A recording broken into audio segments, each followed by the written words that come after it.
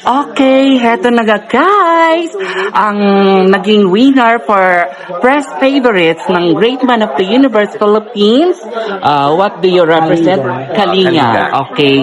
How does it feel na ikaw yung darling of the press kanina? Actually, it feels surreal. I didn't expect to win, but I just did my best. Showed up what I'm supposed to do here, do my best performance so that I could impress the Kalinga community. Okay. Pakilala ka muna ulit sa hindi pa nakakakilala sa'yo. Alright, so my name, guys, is Garth Ezekatalusi, and I am from Kalinga. I'm here to represent, I think, the first time on national TV. Okay, so here's the question. Ano ang masasabi mong pinakamalakas mong edge sa kompetisyong ito? I think the best edge that I could give on this permission is my charisma, my height, and the confidence that I give on stage. Wow, that's good to know. Kung may isang salitang maglalarawan sa mission mo bilang candidate, ano iyon at bakit? Ano po ulit, sorry? Kung may isang salitang maglalarawan sa mission mo bilang candidate, ano iyon at bakit? I think it would be authentic. So, I'm up here on stage, just be the real me. Ipakita kung ano talaga ako at kung ano ang pinanggalingan ko, which is from Kalinga.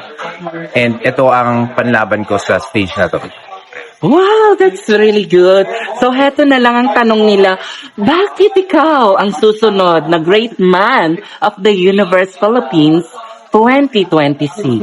I'll be the great man of the Universe Philippines 2026 since I'm the most passionate, most charismatic, in my opinion, and most valuable. Too many thoughts. Pwedeng isa pa day. Okay lang. Palitan mo daw. No, sige, continue ka na lang. Continue na. Wala namang time limit to. Go, continue mo na lang. I have the best performance. I can be the best performer here on stage. I could give the best performance that a Kalinga warrior could give on stage. Okay, pang title ang iyong kasagutan. Paki-invite naman sila regarding your social media and about the coronation night. And my social media is Instagram Loki, IIGEE, and Facebook is Garth Palusing. For the fans there of Kalinga, please support me since I'll be the first man to represent Kalinga on national stage.